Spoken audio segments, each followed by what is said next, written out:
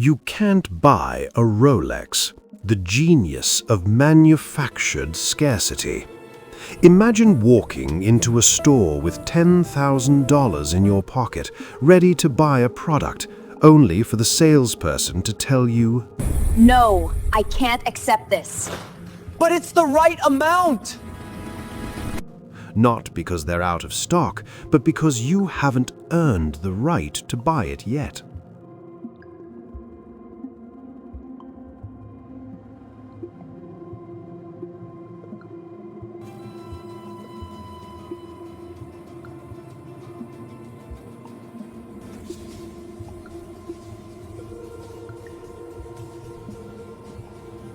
Rolex doesn't just sell watches, they sell entry into an exclusive club.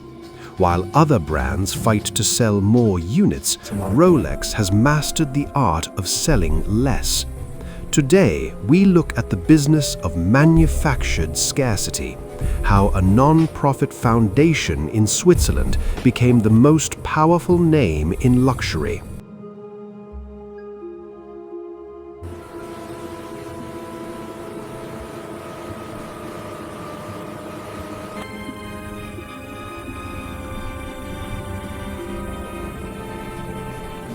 Before it was a status symbol, Rolex was a tool.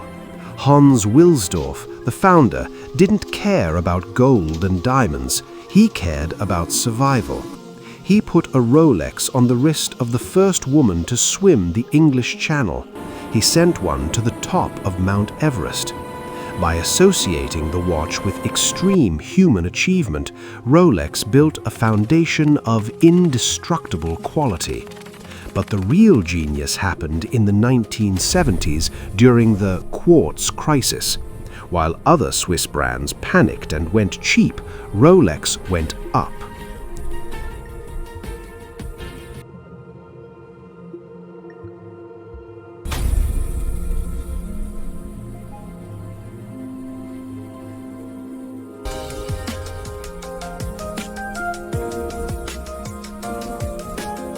The conflict today isn't about making the watch, it's about getting the watch.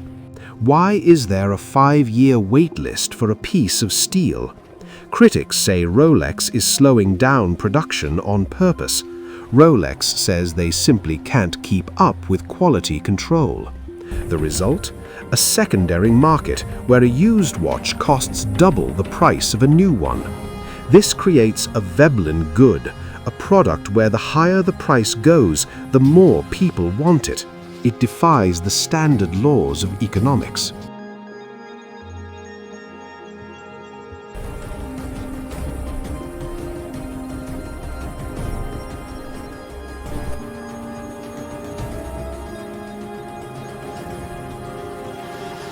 Here is the business secret. Rolex turned a depreciating asset into an investment. Think about it. A car loses 20% of its value the second you drive it home, but a Rolex, it's often safer than the S&P 500. By keeping the supply just 10% below the demand, they ensured that their product never hits a clearance rack. Additionally, Rolex is owned by the Hans Wilsdorf Foundation. They don't have shareholders. They don't have to report quarterly profits. This allows them to think in decades, not months. They aren't chasing a trend, they are the trend. The lesson for any luxury business is this: excellence is the baseline, but exclusivity is the product. People don't buy a Rolex to tell the time. Their phone does that for free. They buy it to tell the world who they are. Is the Rolex bubble ever going to burst, or is this the perfect business model? If you want to see more deep dives into the world of luxury and money, subscribe and hit the bell. What's your Grail watch? Let me know in the comments.